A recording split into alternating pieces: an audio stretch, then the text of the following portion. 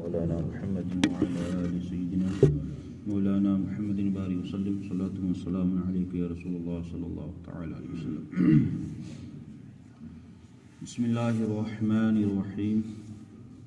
وعن ابن عباس قال قال رسول الله صلى الله تعالى عليه وسلم أبغض الناس إلى الله ثلاثة ملحد في الحرم ومبتغي في الإسلام سنة الجاهلية ومطلب دم الأمر مسلم بغیر حق لیریق دمہ وقما قال.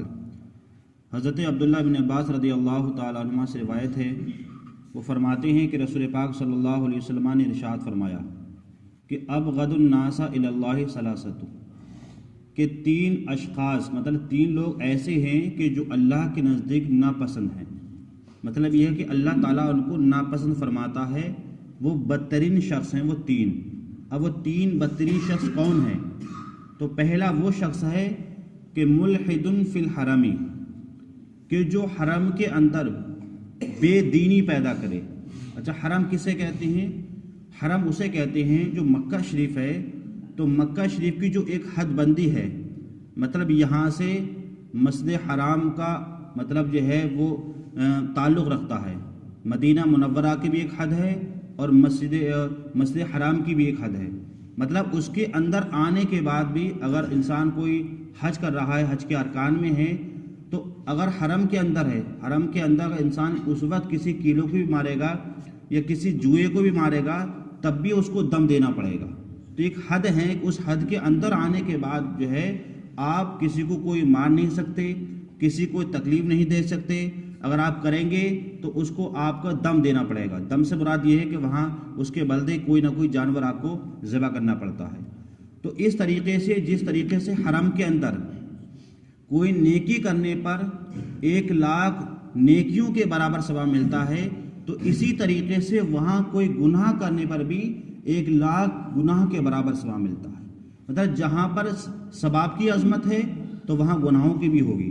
بھئی وہاں جیسے کہ حدیث پاک میں ہے کہ اگر کوئی انسان مکہ شریف کے اندر ایک جو ہے وقت کی نماز پڑھے تو اللہ تعالیٰ اس کو 1,00,000 نیکیوں کا مطلب 1,00,000 نمازوں کا اسے ثواب عطا فرمائے گا، ایک وقت کی نماز پڑھنے کا. تو اسی طریقے سے یہ بھی ہے کہ اگر کوئی گناہ کرے گا تو اسی حساب سے اس کو وہاں گناہ بھی ملے گا. جس طرح ثواب مل رہا ہے تو وہاں کیا اس کو گناہ بھی ملے گا.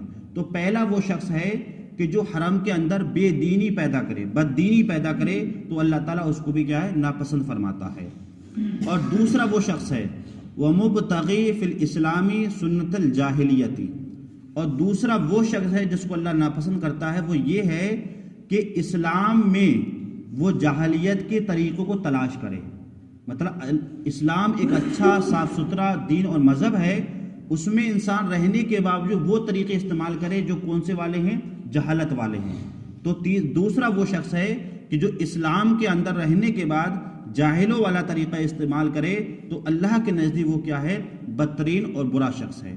اور تیسرا شخص وہ ہے وَمَطَّلَبَ دَمِ الْأَمْرِ مُسْلِمٍ بغیر حق، اور تیسرا وہ شخص ہے جو کسی مسلمان کو بغیر حق کے مگر بغیر ناحق کسی کو جو ہے قتل کرنے کی کوشش کرے یا سازشیں کرے. مطلب کوئی مسلمان ہے تو اس کو دوسرا مسلمان قتل کرنے کی کیا ہے مشورے کر رہا ہے، اس کے جو ہے ہیلے تلاش کر رہا ہے کہ کسی طریقے سے اس کو قتل کیا جائے. تو قتل کرنے والوں میں جو قاتل ہوگا وہ بھی وہی حقدار ہوگا، جو مشورے دے گا اس کا بھی یہی ہوگا. تو گویا کہ جو کسی مسلمان کو ناحق قتل کرے تو اللہ کے نزدیک وہ بھی کیا ہے ناپسند اور بدترین شخص ہے. تو یہ تین اشخاص ایسے ہیں کہ اللہ تعالیٰ ان کو ناپسند فرماتا ہے. پہلا وہ شخص ہے کہ جو حرم مکہ کے اندر کیا ہے بے دینی پیدا کرے. دوسرا وہ شخص ہے کہ جو مسلمان ہونے کے باوجود جاہلوں والا طریقہ استعمال کرے. اور تیسرا وہ شخص ہے کہ جو کسی مسلمان کو ناحق کیا کرے قتل کرے.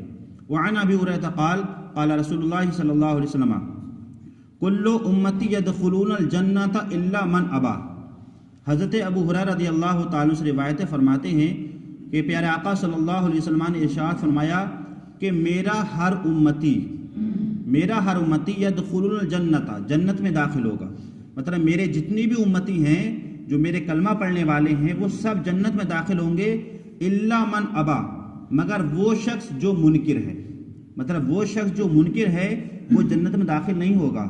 قیلا، تو آپ سے عرض کیا گیا یا رسول اللہ ومن ابا، وہ منکر کون ہے، وہ منکر کون ہے جو جنت میں داخل نہیں ہوگا؟